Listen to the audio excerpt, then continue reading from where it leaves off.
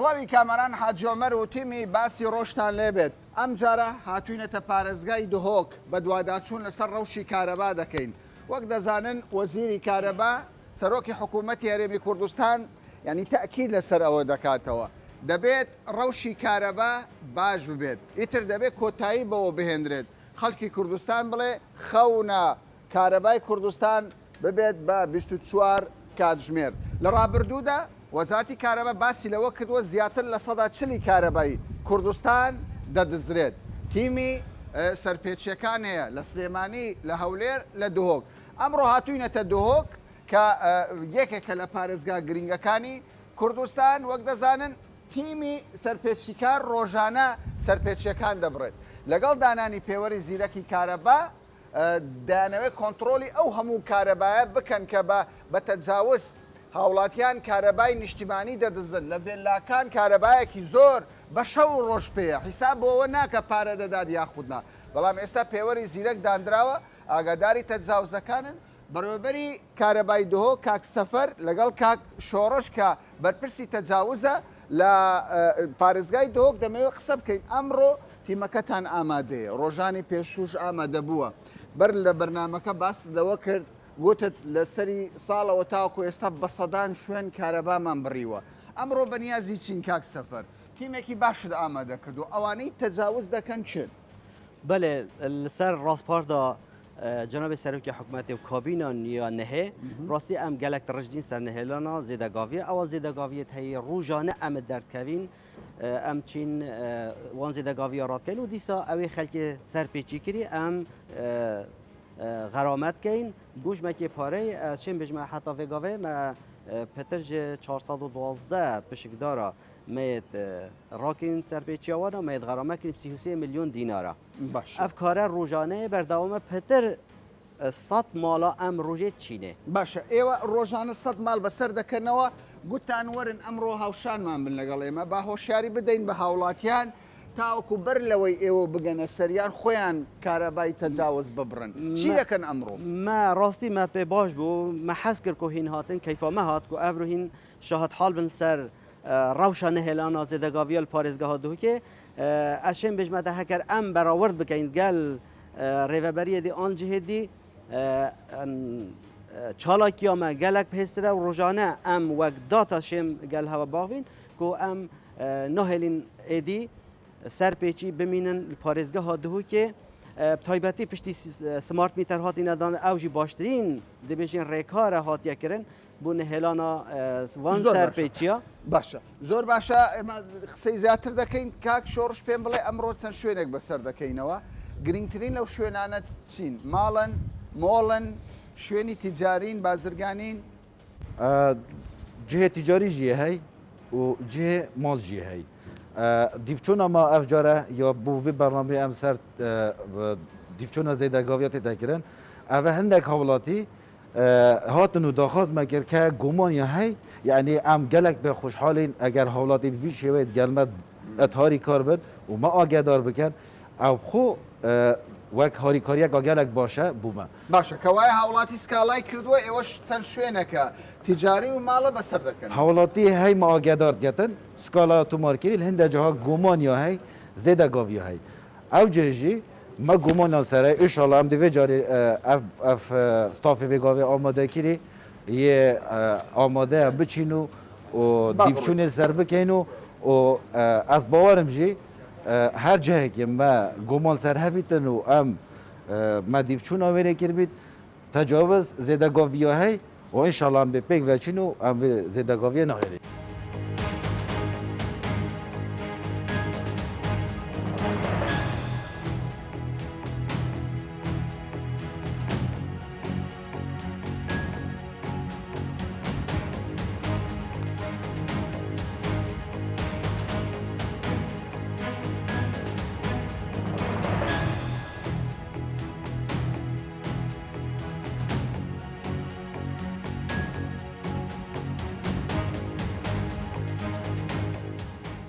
هاتوینێتە شوێنێکی گومان لێکرا و دەبینن ڕێزە دوکانێکی زۆرە لەسەر شەقامێکی سەرەکی دهۆک بە نوێژی نیوەڕۆ گلۆپێکی زۆر پێیە گومان هەیە لەوەی کە کارەباکەی تەجاوز بێت سڵاو دەبێ ماندوو نەبی تەجاوزەکەی لە چێ بووە تجاوزه یا پشت اینای یا آماده پشت کلویره بله اشتا نچینه وانیه؟ با تلویره نه اشتا من اینایا این نداره نکم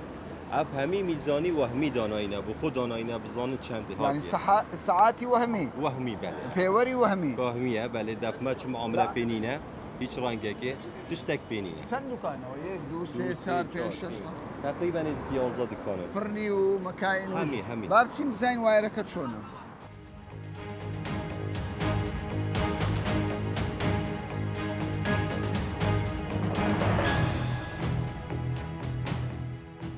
تجاوزە و محاولەکە لە چێە او تجاوز خاله وهم مباشره كيش خاطر رئيسي هنا بيري باشە وكو ديش دكونا بخاطر داين خرجت بميزانينا خڕی خير عم دي بيقول صندوق همي. فيجن صندوق دي فيجن ساعتين ميزانيه تدانينا ئێستا ئەوە دەرکەوت تەجاوزە ابى تجاوز چەند ئەمپێریان بردووە و چەند وایرەوە چەند ظني 750 امبير بيري قاطعي 250 امبير باشە ینی سێ بەشە هەر بەشێک 250 قاتەیەک هەر بەشێک 250 ئەمپێر 750 ئەمپێر لە ڕێژە دوکانێک ئەم شەقامە ناوی چییە؟ بجني بسريه بێسەرێ بێسەرێ لە شەقامی بێسەرە ڕێزە دوکانێک کە دیارە تازەش دروست کراوە 750 ئەمپێر کارەبای بردووە لە مەحاویلەی حکومی ینی حکومی بردووە وانە لسر ماله لەسەر ماڵات يعني إسعاج مال جديد كان قاطع مال ديتا خور محاولة ديتا خور مال مينابي كارب سبب أبا يعني تجارية تحمل ناكت بله تحمل ناک ومحاوله بمنطقه او باريوي جيران كان جاركات بيت الزوستان ینی جیرانەکان سکاڵیان اسكالا شاينا وكان جاركات بيت الزوستان همي قوا محاولان يا بقيه هاويني تشيلي هاويني چەند جار محاولە تێک داوە دو جارة سه جارة تقريبا ساقية او بوردية كلامته باش ئەوە تەواوی ئەو ڕێژە کارەبایەیە کە هاوڵاتێک لێرە وەکو تیمەکانی کارەبا باسی لێوە دەکەن ینی من دەمەوێت بەرچاوڕوونی بدەم ینی شێوەی بردننی کارەبا بە بێویژدانی بەڕاستی جێگای پرسیارە بۆ دەبێ ئێمە غەدر لە خەڵک بکەین ئەوانە هەموو ماڵەن سکاڵیان تۆمار کردووە دەڵێ پێش 4 مانگ بەر لە ئێستا هاتوون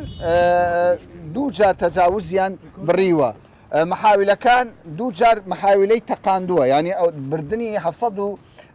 ئەمپێر وانە بله، دوو جار 750 ئەمپێر. محاولە تەقیە زەرەرێکی زۆر هەر محاولەیەک بە چەندە لەسەر حکوومەت لسا حكومات حتى تقريبا حفتي وبينش ورقة محاولة صافي قال همي عمودة ديتا دانان دفترك جديد شت دەفتەرێک دەڕۆ بەلێ، چیت. باشە بەلێ. کاک سەفەر من دەمێ قسە لەگە بەڕێز کە لێرە دوو جار محاولە تەقیە هەر محاولەیەک لەسەر حکوومەت بە 75 وەرەقەیە وانە؟ بله باشە چێ ئەو باجە دەدا چێ ئەو زەرەرە دەدا حقا او باجه بدت او اف سرپیچه کری یا درست هر او راستی اف پشکدار دیف پیزانینت ما یه هاتی اره بریه داخوازه کری بس ما گوتید ویتن تو گهور که گیدانی چکو او گهور که تاخی حولاتی های چنا بیتن تو باروی بینایت همی دانیا سر البر هنده ما کاربا ندایه اما او یه چوی بیمه کاربا یا را کشه اف کاربا هینت بینن او یه چوی را کشه چه ما دوو جار محاولە بتەقێنێ دوو جار محاولە تێکدا خەڵکێکی زۆر بێکارەبا بکە چی ئیزراتە چی او رنمایت ما هین پراستی دل خوش کردنینم بومه حقیقت چون که نابیت رادعک بوی حولات سرپیچات کن کجا رکادی نکته و براستی ما پی باشه پتر حکومت هرما کردستان سر راوستیتن اف سرپیچی ایدی بس دمایی کوان بیتن ام دی برنیایی که دی سزادن یا دوی او کاربال سر دی خملینی کانچر کاربا چویه و بو 2 ساله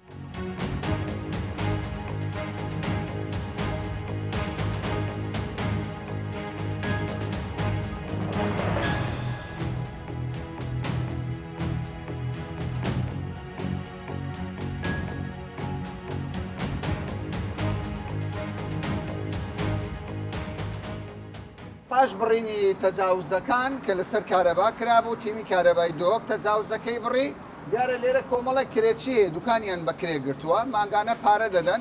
من بەشێکیان قسەم لەگەڵ کردن سوپەرمارکێتە فرنیە قەسابە هەموو دەڵێن کاکە ئەمە زەرەرمان ئەو کە برادەرە دەڵێ من لەناو مجەمیلەکەم نازانم بای چەند گۆشتم داناوە گۆشتەکەم تێک دەچێت ئەمە حالیان مۆلیدەی خۆی پێ کردەوە سوپەرمارکێتەکەش دەڵێ بەرهەمەکانم تێک دەچێت ئەمە خاوەن پرۆژەکەی کۆمەڵێک دوکانی بەکرێ داوە دەڵێ کاکە من مامەڵەم هەیە مامەڵەی دایرەم کردووە نازانم بۆ کارەباکەیان بڕیوە تۆ دەڵێ نازانم بەڵام دایرەی کارەبا دەڵێ ئەو خاوەن پرۆژەیە ماڵی حکوومەتی کاول کردووە لەو منطقەی دوو جار محاولەی تێکداوە کارەبا ڕادە کێشی حیساب بۆ حکوومەت ناکە بۆچی کار صحبت و محاولات اقدانه نزدیکی 100 مال سر محاولکی لازمه به هر 20 مال سر محاولکی بن اما که تو ببینی افراخه گندکه و دیگه وا دکان خراب دکان رخدشی خرید مدانای سر یک محاوله چند جا مطالبه محاوله کردی بو من ندانه یعنی پیش صدانی کاربات کردوه محاوله بو شخصا تایبت یه چوه ناف مزرعه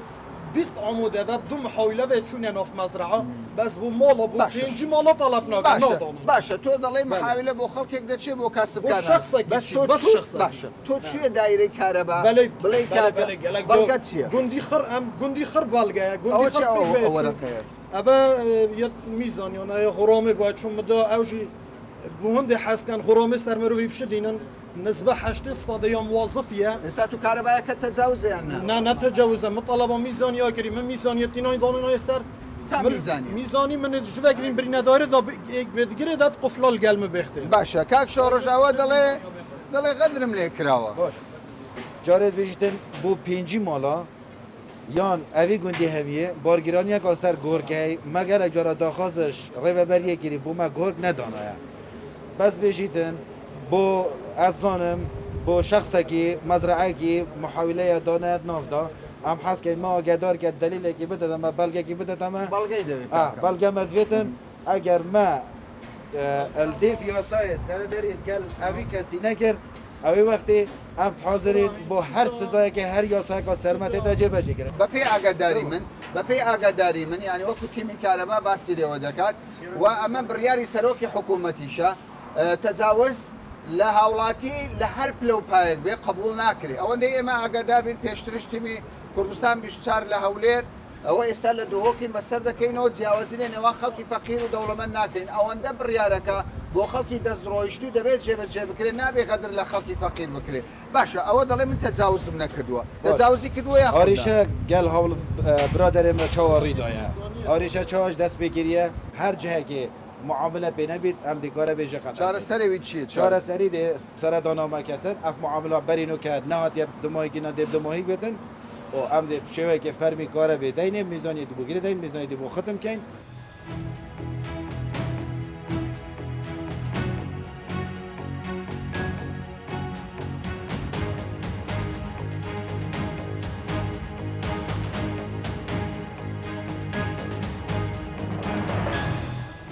پاشەوەی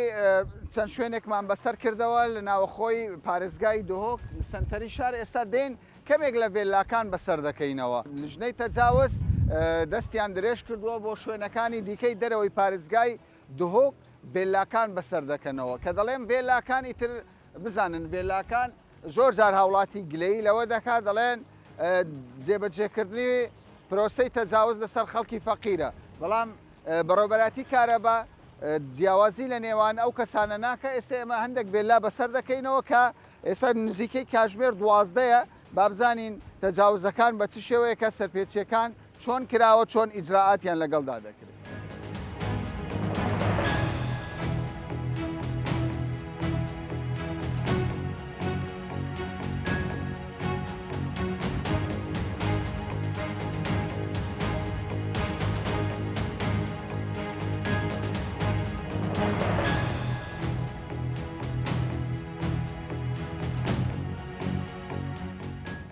هاتوونەتە یەکێک لە ڤێلاکان وەک دەبینن گلۆپێکی زۆر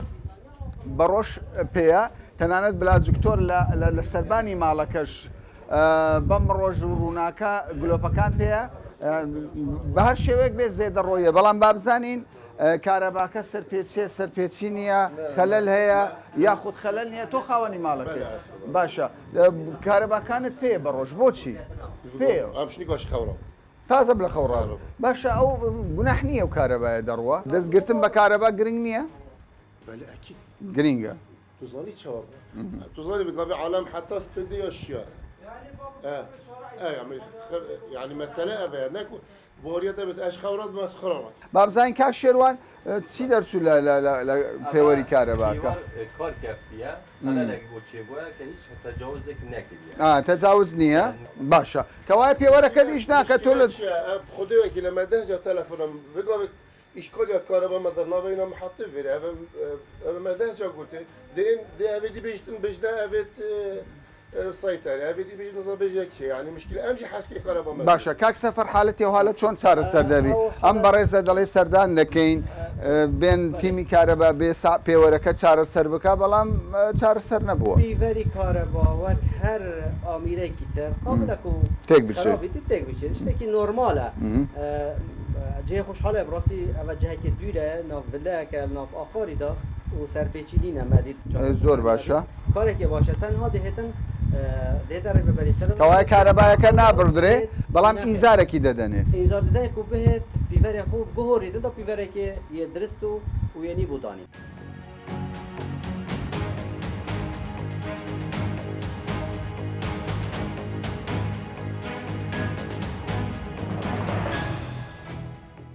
ئێستا هاتوینەتە ڤێلایەکی دیکە وەک دەبینن ئەمە ڤێلایەکی دیکەیە وەک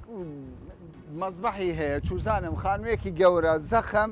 ئیشاڵڵە خواستت هەندە دەدات بە خاوەنەکەی بەڵام پرسیاری گرنگ لێرەدا ئەوەیە تۆ ڤێلایەک دروست دەکەی بەدایان دەفتەر دۆلار لە خانووەکە سرف دەکەی بۆ دەبێت کارەبایەکە تەجاوز بێ بۆ دەبێت چاوت لە کارەبای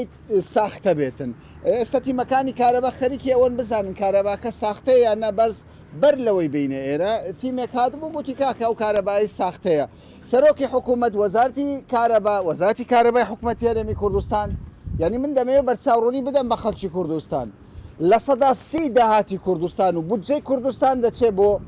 کەرتی کارەبا یعنی لە سەدا 30 لە سەدا هەفتاکەی دەچێتە بواری دیکەەوە لە سەدا 30 پارەکە دەچێتە کەرتی کارەبا ینی بەرەمهێنانی کارەبا ئاسان نییە پارەیەکی زۆرە بەخوا هەموو لە گیرفانی ئێمە دەڕوە بۆچی دەبێت ئێمە تەجاوزکەین کاکە با دەست بگرین بە کارەبا تۆ ئەندازیاری پێم بڵێ کارەباکە تەجاوز بوو یاخود ئەوە کاکە کارەبایی تەجاوزە مباشرێکی شش خەتە ڕئیسی ئەوە ڕئیسیە ئەوە ڕئیسیە ئەوەژی دیدانەوێت تەوزیعکە ئەوە چ جۆرەکەەوە ئەوە بارانی بدا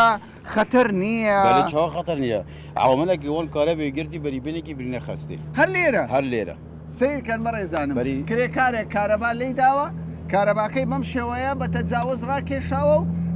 نردێتی نەخۆشخانە چی لێ دەکەن ئەمە ئەوە شور دەپێتکەن تاکە و کۆسەر سەر کاری پێ دەکەن تا ئێستا بینایەکەیان پێ بەس ئێوە ئیجرراعات چی دەکەن دەی بڕن ئەم دەی بڕین و ئەم دێ غەڕامەکەین و دێ دو ساڵەژی غەڕامەکەین دو ساڵ جەرداویکەین کاچە هەیەوی چ سەردای بەپێی بەکارهێنانی کارەبا کاچە مەکینە سەردای نەشولی دێ خڕەکە جەر چەند ساڵە فەرمانبەری 15 ساڵ باشە پێم بڵێ ینی تەجاوزی کارەبا ئەوانەی ڤێلا بە چەندین دەفتەر ڤێلا دروست دەکەن دزیەوە دزیە زۆرە و حالەتە مشە gelek مشە دو خاصەتەن خدای مەزرعە gelek مشەنە زۆرن مشەنە gelek مشەنە باشە تۆ چیان پێ دەڵێ وەکو فەرمانبەرێک چیان پێ دەڵێ ئەس مەزرعەکێکی گەماکە نزیکی 6 هەفتەی دەفتەرە لە دەم یعنی معقولینە ئەس بخۆ میزانێکی نەگەشم حەقەوەی هەمی ناویتە 100,000 معاملێ میزانی بە کێبڵ بە بلا هەمی 200,000 لێ دە کارەباکەی ببریم زین چۆن دەیبڕن ئەم لێری نابڕین ئەم دەچی عمودی لەسەر عمودە سەر عمودی هەکەمە لێری بڕی ئەو دەچێکە خەتەرە باش بەس هەکەمە لە عمودی بڕی ئەو دەبێ منەت بیت دێم ڕۆژعە دایرێکی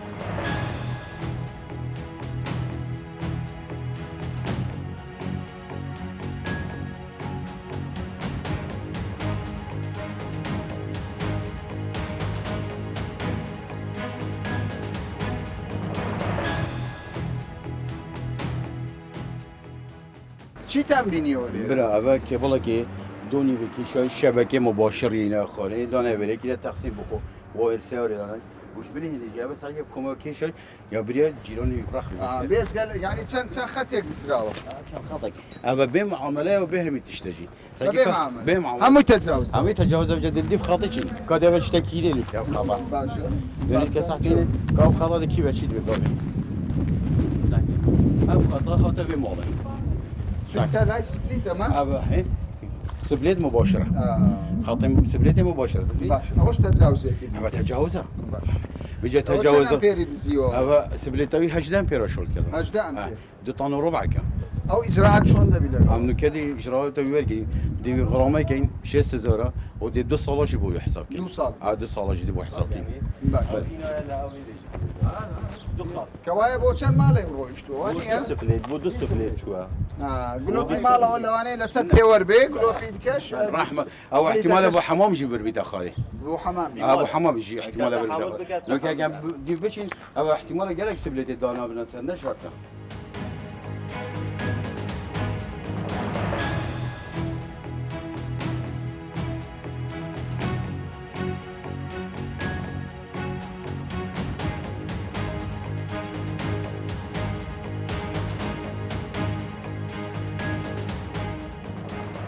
کاک سەفەر چی دەڵێن بۆ وانەی تەجاوزیان کردو ئێستا ئێمە لە کۆی لە هەژار نشینەکان 10 حالەت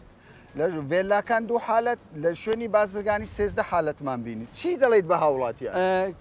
کا کامران ام دوپاتت که سر آخف داخو ام جوازی نکن نبرا خلک زنگین و آنی فقی چگون بی چه باجر بی لبی هر شک بی هوا بچاو خود ام سر دانا همین جهات کن بی جوازی وکی اكو بجن هوا خودیتی اف دیاردل همین جهات براسي جه دل ايش يا ابو محقق اف تیما همی در کردن اف طاقت همی بلاش بچن بخمتن دیکو ام بهین ایکی سزاب داریم براستی ما به نخوشه ام حالات سزاب داریم بس با ایدی ام مجبور بینن اف سامان گشتیت وتن السر راوستیم درستایی ایدی بس اف زیده رویه حقیقت پیور زیرک جیوه گاوه ام دانین بلا همی دنیا بنکو پیور زیرک نه هل کسک در جوازه بکد دب خود یار ایدی ام حس کن او خوب هن سر دارم بکن او خوب هن ام چهار سری آریشت وان بکن داکو نکف نوی خلط یادان هنه سزادان و غرامه کرن زۆر سپاس کاک سەفەر سەبارەت بە ڕەوشی کارەبا لە کوردستان دەتوانم بڵێم زیاتر لە 150 پێوەری زیرەک لە تەواوی کوردستان دانراوە وەکو بەرپرسان لە وەزارەتی کارەبا باسی لێوە دەکەن پێوەری زیرەک ئاشکرا دەکات لە هەر شوێنێک تەجاوز سەبێت منیش لێرەوە تکا لە هاوڵاتیان دەکەم ئیتر بەسە با دەست بە کارەبا بگرین لەبەر ئەوەی زیاتر لە 2000 حالەتی تەجاوز ئێستا ئاشکرا بووە تیمەکانی کارەبا ڕۆژانە بەسەرتاندادا ئەگەر ئەمڕۆ نەبی سبەی نەبی مانگێکی تر پاشان تووشی سزایەکی زۆر دەبین با دەست بە سامانی گشتی بگرین و وەک وڵاتانی دەوروبەر 24 کاتژمێر کارەبامان هەبێ ئێمەش هیچمان کەمتر نییە لەوەی کارەبای 24 کاتژمێرمان هەبێت تا باسێکی دیکە و بابەتێکی دیکە بە هیوای خۆشگوزەرانی و کارەبایەکی باش بۆ هەموو هاوڵاتیان